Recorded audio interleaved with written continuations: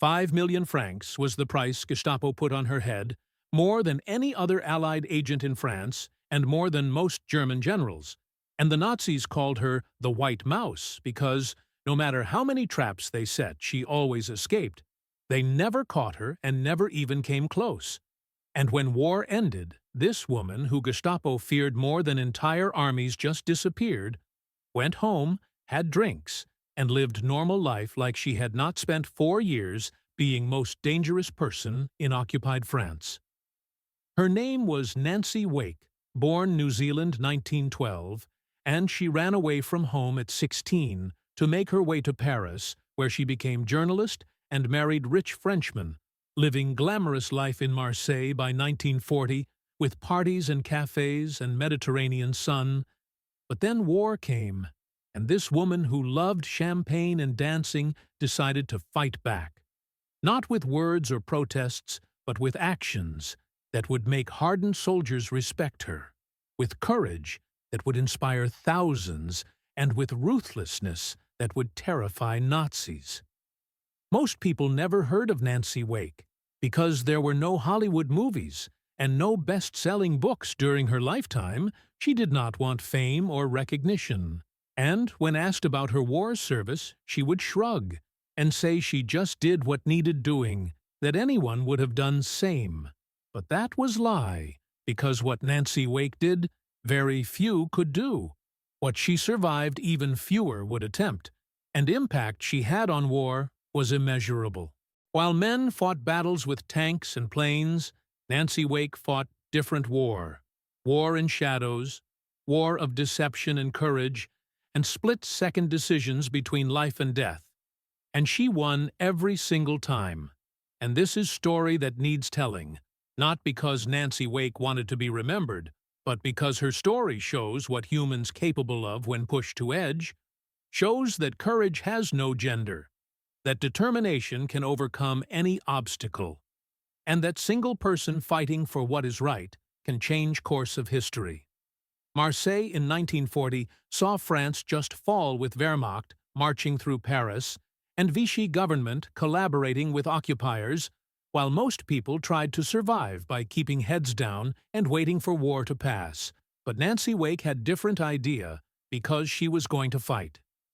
To understand who she was before war, you need to rewind few years to see that she left New Zealand young at 16 years old because she could not stand her mother, who was strict, religious, and controlling. So Nancy wanted freedom and ran away, working her way to Australia, then London, and finally Paris. And by early 1930s, Nancy was working as freelance journalist where she excelled because she spoke multiple languages, was fearless interviewer, and was beautiful woman who could charm information from anyone, which was perfect combination for journalism and perfect preparation for what was coming. In 1933, Nancy was on assignment in Vienna, where she witnessed Nazi rally and saw brown shirts beating Jewish people in streets, while crowds cheered. She saw blood and saw hatred. And something changed in her that day when she was young in mid-20s. She could have turned away and could have written an article and moved on, but she did not. Instead, she stood there watching and decided that if Nazis ever came to her world, she would fight them no matter what it took. By 1939, Nancy was living in Marseille, married to Henri Fiocca, who was rich French industrialist, handsome and charming, and deeply in love with Nancy. They had everything, including money and social status, and beautiful apartment overlooking Mediterranean. Life was perfect until September 1st, when Germany invaded Poland, and 2 days later, Britain and France declared war. But for 8 months, nothing happened in what they called phony war or drôle de guerre while everyone waited, and Nancy kept living normal life with parties and dinners pretending everything was fine. May 10, 1940, saw phony war end when Wehrmacht launched Fall Gelb in blitzkrieg through Low Countries around Maginot Line straight toward Paris. French army was collapsing, and British Expeditionary Force was retreating to Dunkirk. And within 6 weeks, France was defeated with Paris falling June 14th and France signing armistice June 22nd. The country was split with north occupied by Germans and south administered by Vichy government. Marseille fell into Vichy zone, which was technically unoccupied, but everyone knew Vichy took orders from Berlin and Nazis controlled France, all of it. Most wealthy French collaborated and made deals with occupiers to keep their money and keep their status. Henri wanted to do same to protect his businesses and protect his wife. But Nancy refused because she remembered Vienna, remembered brown shirts, and remembered blood in streets. These were same people with same evil, and she was not going to bow to them. Henri tried reasoning that this was not their fight, and they should let British and Americans handle it so they could survive. But Nancy's response was simple. This is everyone's fight, and I am going to do something about it. Summer 1940 saw Nancy start small by helping British soldiers left behind after Dunkirk, who were hiding in France trying to escape along with Allied pilots shot down over France. Resistance groups were forming, and underground networks were helping these men escape. So Nancy joined one and used her apartment, her money, and her connections to hide British soldiers, feed them, forge papers, and get them to Spain. This was dangerous work because Gestapo was actively hunting resistance, and Vichy police were collaborating while anyone caught helping Allied soldiers faced execution. But Nancy did not care because she had money, had skills, had determination, and she was going to use them. By 1941, Nancy was running significant operation that was not just hiding soldiers overnight, but full escape network with safe houses across southern France, forgers creating papers and guides leading refugees through mountains to Spain, while Nancy coordinated everything, using her social status as cover because Gestapo saw wealthy socialite and never suspected resistance fighter. She attended Nazi parties and smiled at German officers and drank champagne with Vichy officials, then went home and sent another dozen men to freedom, playing dangerous game where one mistake meant death. But Nancy thrived on it. Henri knew what she was doing and begged her to stop because it was too dangerous with Gestapo everywhere and informants everywhere where one wrong word or one betrayal meant it was over. But Nancy refused, saying someone had to do it. And Henri realized he could not stop her, so he helped by using his business connections, providing money and creating cover stories while falling deeper in love with women who risked everything for strangers. They had no children because Nancy said bringing child into this world would be selfish, since how could she fight when she had baby to protect? So they fought together, childless, fearless, and in love. By 1942, Nancy's network had moved over 1,000 men, including British soldiers, American pilots, Jewish refugees fleeing Holocaust, and Polish resistance fighters. Anyone running from Nazis found help from Nancy, who never asked questions, never turned anyone away, and just forged papers, found safe houses, and got them out. Her network stretched from Marseille to Pyrenees, with dozens of safe houses and hundreds of helpers, all coordinated by woman Gestapo did not even know existed yet. But walls were closing because Gestapo was not stupid. They knew escape network was operating in Marseille and knew someone important was coordinating it. They interrogated suspects and tortured informants while slowly gathering clues and getting close. Nancy heard rumors that Gestapo was asking about Australian woman and about wealthy wife of industrialist and about someone codenamed White Mouse, because no matter how many times they almost caught her, she slipped away like White Mouse escaping trap. The name stuck, and Gestapo became obsessed, asking who was White Mouse and where was she. And 5 million franc bounty was posted, which was biggest bounty in France, for woman they never seen. November 1942 changed situation dramatically when Operation Torch saw Allies landing in North Africa, and Hitler responded by occupying all of France. Wehrmacht rolled into Vichy zone, and Marseille was suddenly crawling with German soldiers, SS and Gestapo. With no more pretense of French independence in full occupation, Nancy's operation became 10 times more dangerous overnight because Gestapo now had full authority to arrest anyone and search anywhere while looking for White Mouse. Henri was panicking and begging Nancy to run because they could escape to Switzerland or to Britain or anywhere. But Nancy refused, saying she had network to run, and people depending on her, and she could not abandon them. Henri was desperate and made her promise that if Gestapo came for her, she would run with no hesitation and no heroics. Just run.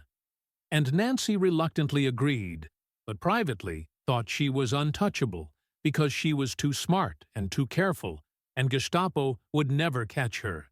But she was wrong. December 1942 brought disaster when one of Nancy's couriers was arrested. Young man named Patrick, who was just 20 years old. Gestapo tortured him for days until finally he broke and gave up safe house location, which was Nancy's apartment. And within hours, Gestapo surrounded building, but Nancy was not home because she was at cafe meeting contact when friend telephoned with coded message saying, "Germans at your apartment, and Henri arrested, so run now." Nancy felt world collapse because Henri, her husband and partner, was arrested because of her, because she thought she was invincible, and she wanted to run back and turn herself in to save Henri.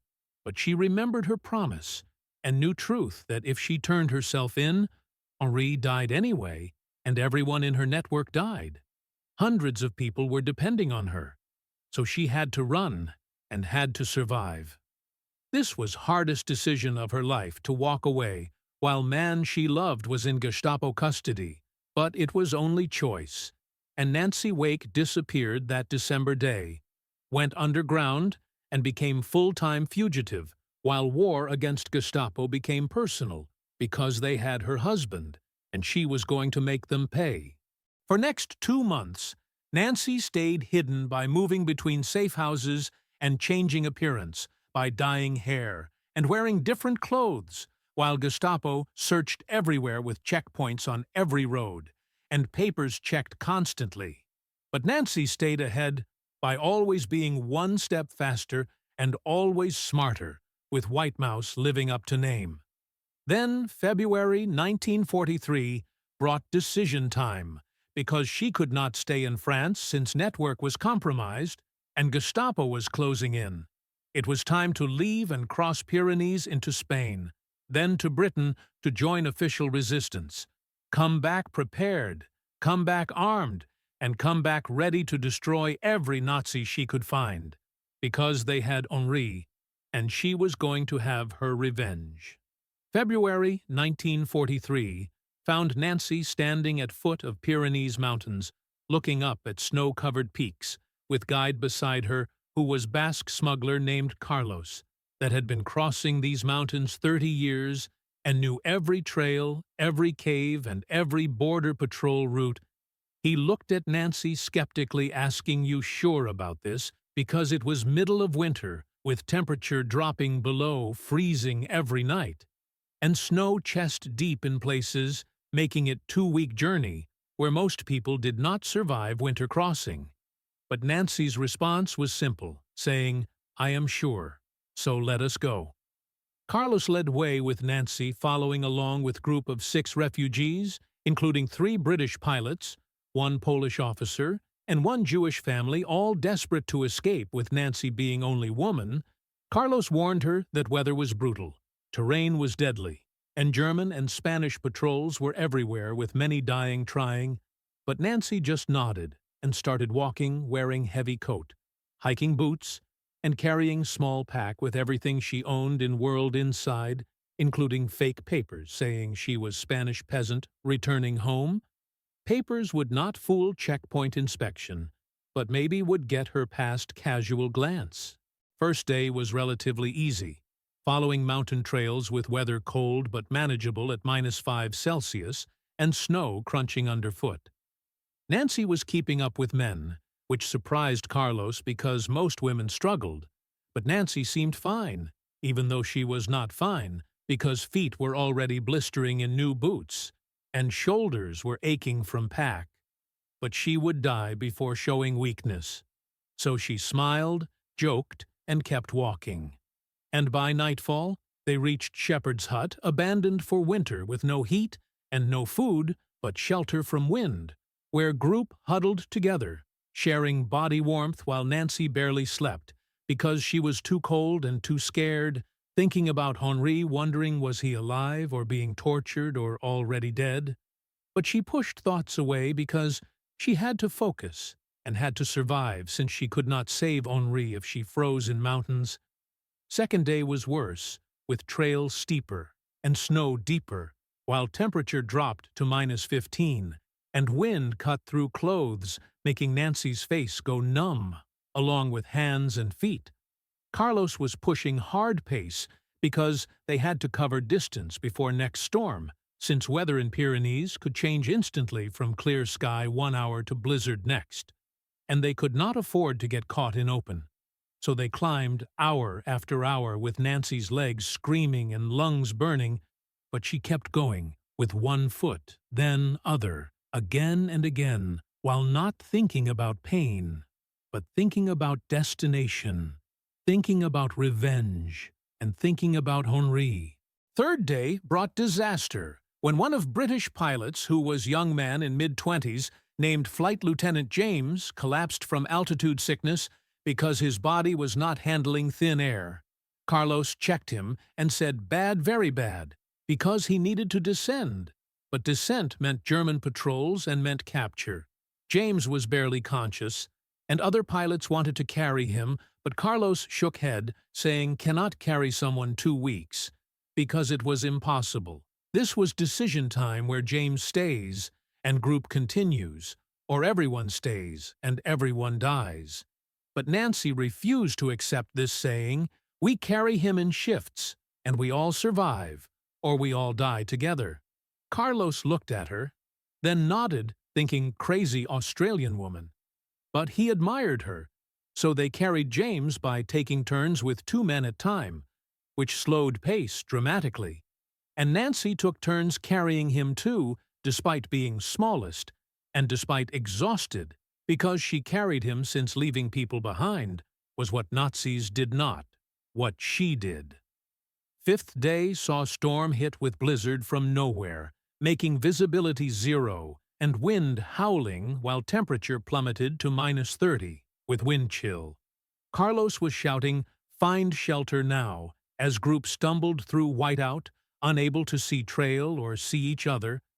Nancy held onto Carlos's coat and did not let go, because if she lost group, she died, simple as that.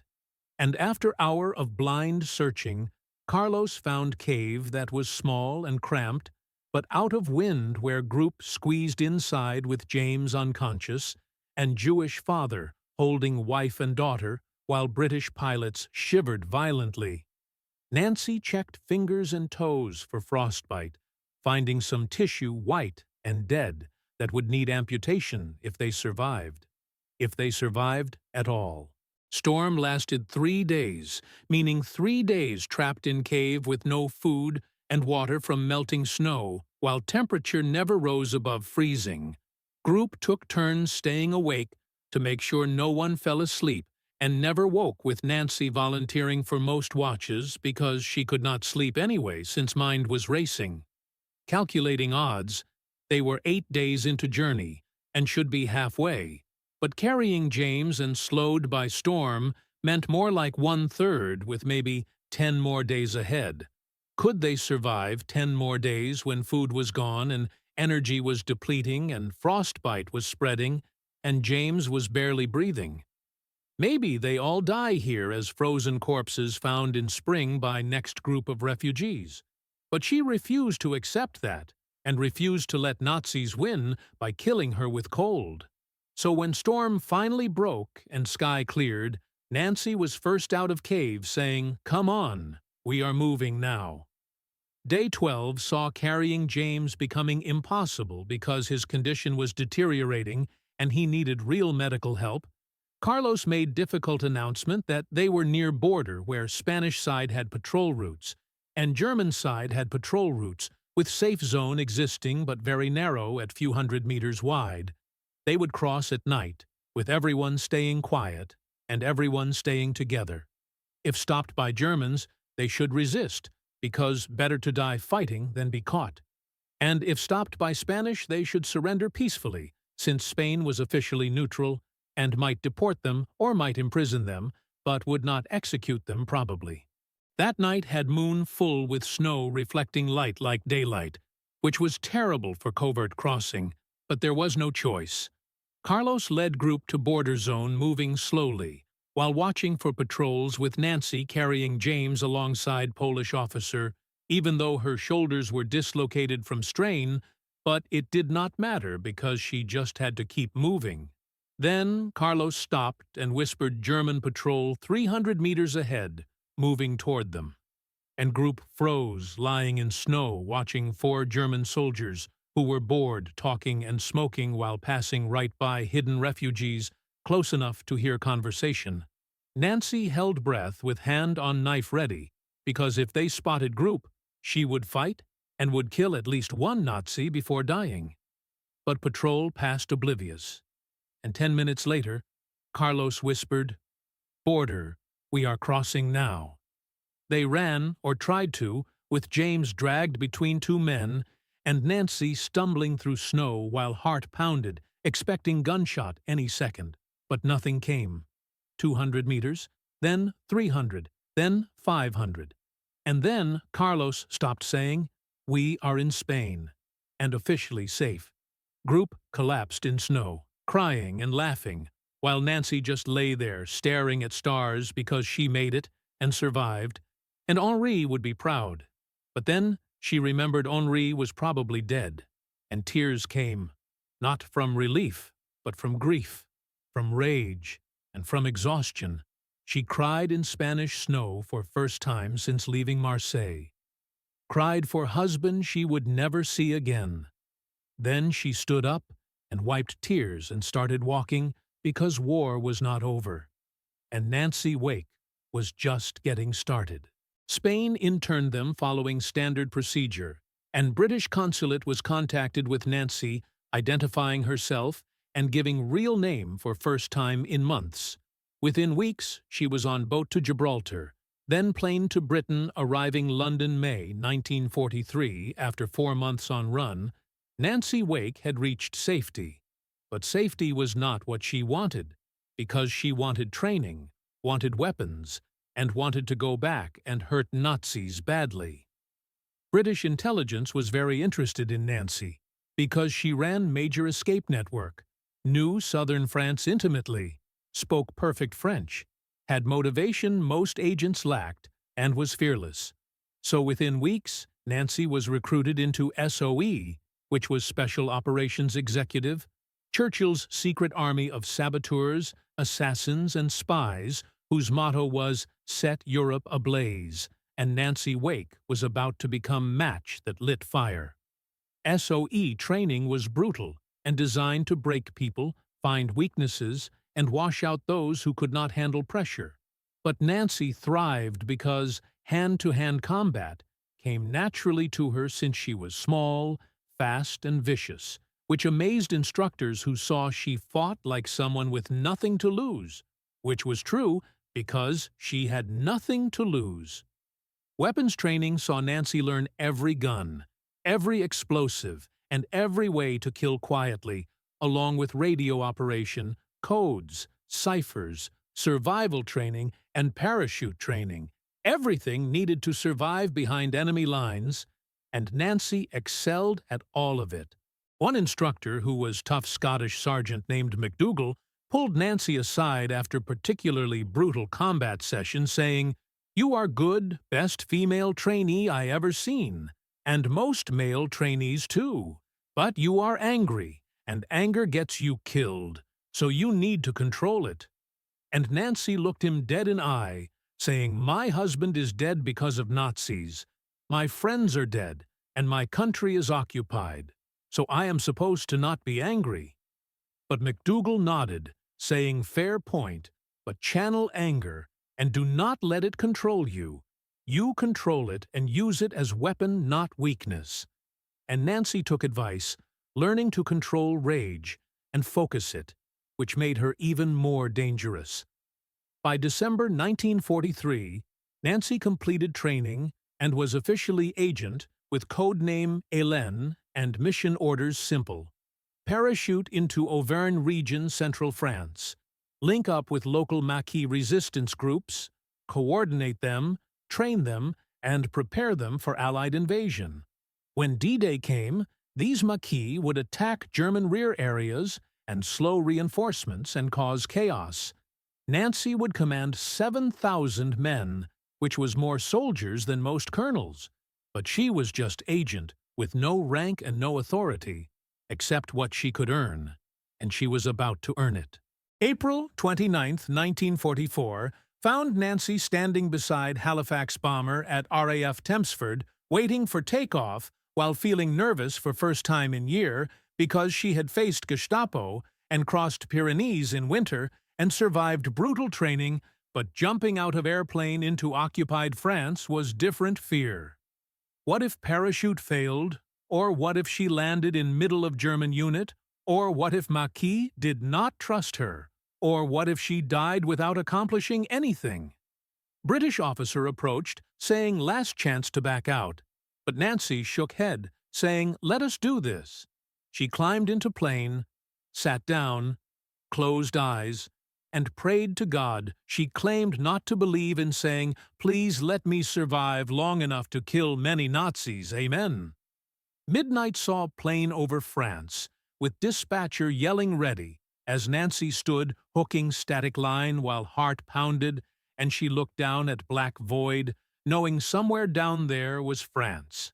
Occupied France. German France. But her France, and she was going to take it back. Red light meant stand ready, and green light meant go.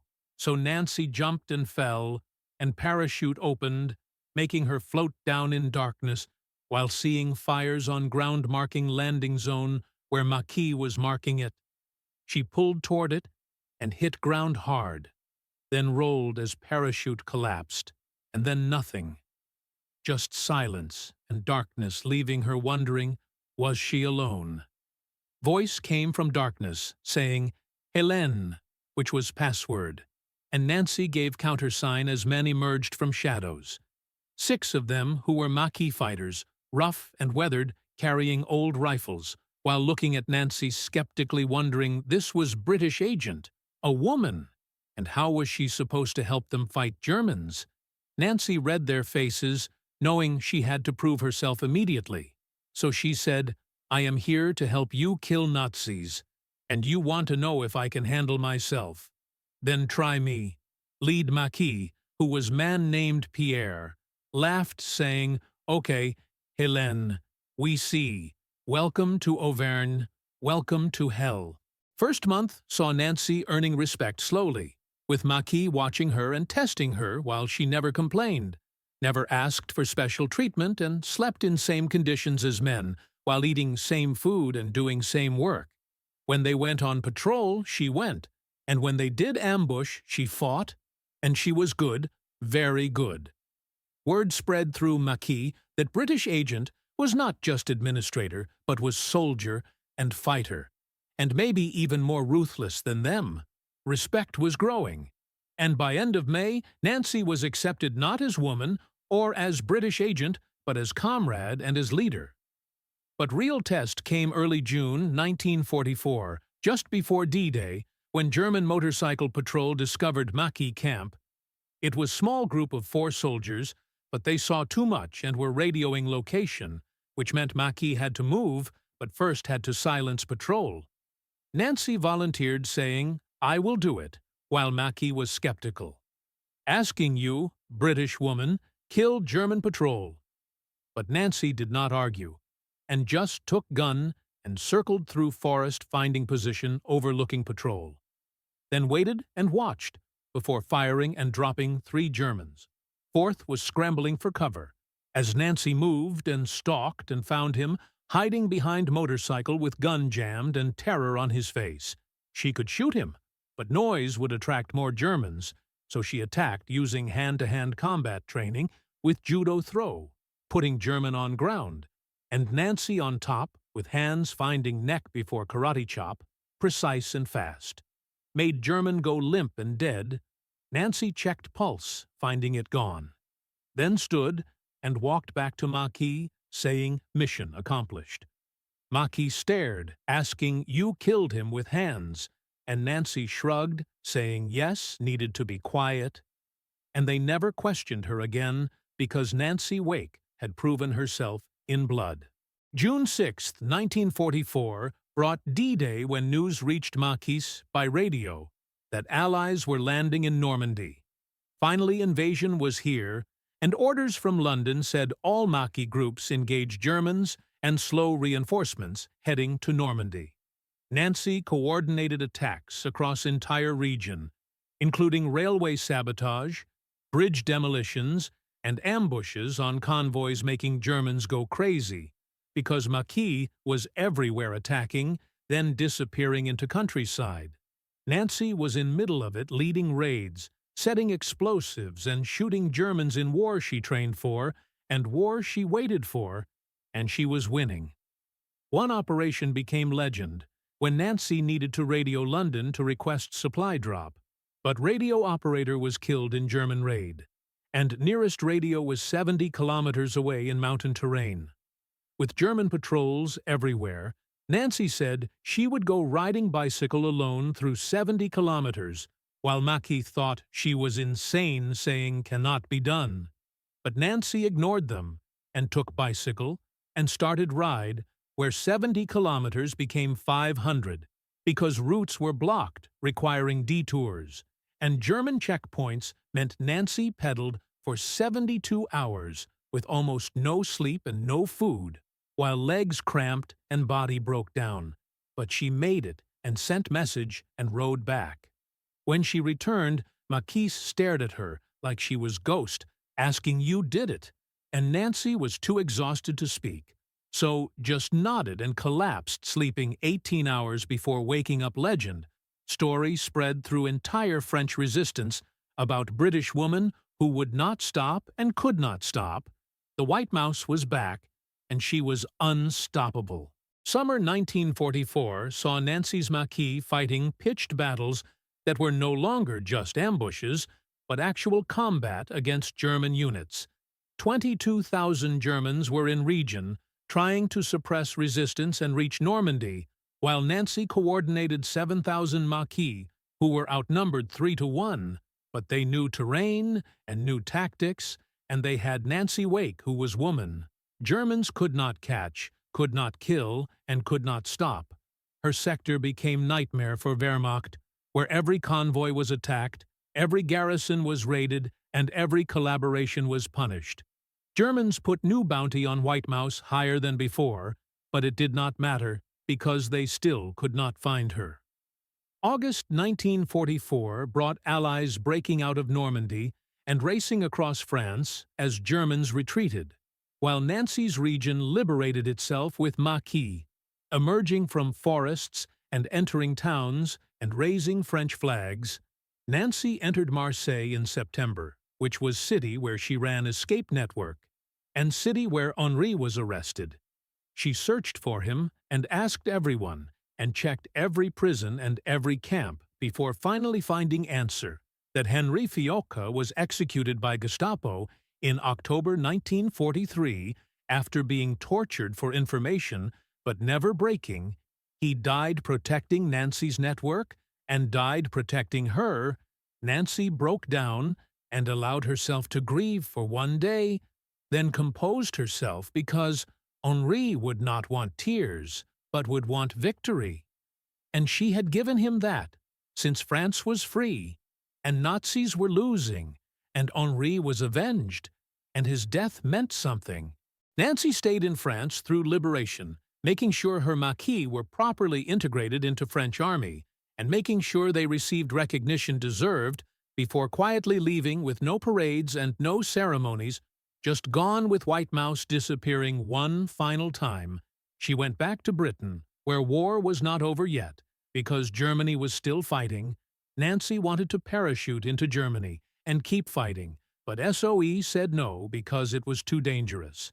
And war was ending soon, saying, "You have done enough. Go home and rest." Nancy refused to rest, but followed orders, and for first time in 4 years she stopped fighting and realized she did not know how to be normal anymore. Victory in Europe came May 8, 1945, with Nancy in London celebrating with other SOE agents, drinking champagne and laughing, but inside feeling empty because war was over and purpose was gone. Leaving her wondering what now, Britain wanted to award her with George Medal and Croix de Guerre and Medal of Freedom and multiple honors from multiple countries, which Nancy accepted quietly, while not caring, because they were just metal and did not bring Henri back, did not heal scars, and did not fill void. She tried returning to France, but there were too many memories where everywhere she looked she saw ghosts, including Henri, fallen maquis, refugees she saved and people she could not save. France was liberated, but her France was gone, destroyed by war, by occupation, and by death. So she could not stay. She left and went to Australia, back to country she left decades before, while trying to start over and trying to be normal. But normal was impossible because Nancy tried working but could not hold jobs since she was too restless. She tried marriage by marrying British officer that lasted years, but ended in divorce because he could not understand her, could not understand darkness she carried, and could not compete with memory of Henri. Nancy was drinking heavily and fighting depression and fighting memories because war was over. But for her, it never ended, since she carried it every day and every night in dreams, where she was back in France running from Gestapo, crossing mountains and killing Germans before waking up confused, relieved, and disappointed. It was just dream. Decades passed with Nancy growing old, poor and alone, living in small apartment with nobody knowing who she was or what she did. Young people would ask you were in war, and she would smile and say something vague, then change subject, because she did not want to remember and did not want to explain. How could she explain killing man with bare hands to grocery clerk? Or how could she explain crossing Pyrenees to neighbor? She could not, so she stayed quiet, living with secrets, and living with pain, because White Mouse had escaped Nazis, but could not escape memories. 2011 found Nancy Wake dying at age 98 in London, alone with no family and few friends. But her story was finally being told through books written and documentaries made as young generation discovered her and was amazed by her and inspired by her. It was too late for her to enjoy recognition, but maybe that was better because Nancy never wanted fame and just wanted to do right thing, fight evil and save people, and she did that more than almost anyone. At her funeral, there were representatives from 4 countries including Britain, France, Australia, and United States, all honoring her and remembering her. French Representative Red Letter thanking Nancy for liberation, for courage, for sacrifice, and for Henri who died protecting resistance. British representative listed her medals, which were too many to count, making her most decorated servicewoman of war. American representative spoke about her impact and how one woman changed history, while Australian representative said simply, "She was our hero, and she always will be." Nancy Wake was cremated with ashes scattered in Mont-Luçon, which was French town where she coordinated maquis, place she called home during war, and place where she was happy fighting, winning and living. Now she rests there forever, part of France she fought to free. The White Mouse was finally caught, not by Nazis, but by time and by age. But her legacy lives on in every woman who refuses to be victim, in every person who fights injustice, and in everyone who proves that courage has no gender, that determination has no limits, and that one person can change world. Nancy Wake proved all that and more. Gestapo called her White Mouse because they could not catch her, but real reason was simpler because she was quiet, unassuming, and easy to underestimate, until suddenly she was everywhere doing impossible, surviving unsurvivable, and winning unwinnable, just like Mouse, that was small and easily overlooked, but persistent, resourceful, and indestructible. That was Nancy Wake. That was White Mouse, and that is why we remember her. Not because she was superhero, but because she was human, who was flawed, scared, and traumatized, but fighting anyway, winning anyway, and living anyway. That is true heroism. That is Nancy Wake, and that is her story. Nancy Wake's story is more than tale of wartime heroism because it is lesson in human potential. When we think of World War II, we picture soldiers, tanks, and battles. But war was also fought by individuals making impossible choices and risking everything and sacrificing everything. Nancy Wake was one of those individuals, and her impact cannot be measured in battles won or enemies killed, but must be measured in lives saved, in hope inspired, and in evil resisted. She saved over 1,000 people through her escape network. She led 7,000 resistance fighters, and she helped liberate France. But more importantly, she proved that anyone can be hero, because you do not need to be soldier or need special training. You just need courage, determination, and willingness to do what is right, even when cost is everything. Nancy Wake had those qualities, and because she did, thousands lived, France was freed, and Nazis learned that some people could not be broken, could not be caught, and could not be stopped. Her legacy lives on in every Special Forces operator who learns her story, in every intelligence agent who studies her methods, and in every person who refuses to accept injustice. Because Nancy Wake showed us that ordinary people can do extraordinary things, that gender is no barrier to courage, and that age is no barrier to impact. She was journalist, then resistance fighter, then spy, then soldier, then legend, and through it all, she remained human, who was flawed, real, and relatable. We tell her story not to worship her, but to remember her, and remember that in darkest times, humans are capable of incredible light. That when evil seems overwhelming, good people fight back, and that when tyranny seems unstoppable, resistance is always possible. Nancy Wake embodied these truths, and her story must never be forgotten, because somewhere right now, someone faces impossible odds, faces overwhelming evil, and faces choice between safety and doing right.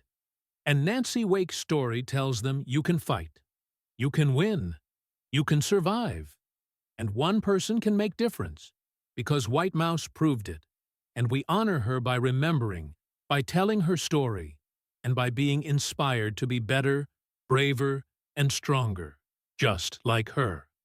Rest in peace, Nancy Wake, the White Mouse, the woman Gestapo could not catch, the fighter Nazis could not break, and the hero we all should remember. Thank you for everything.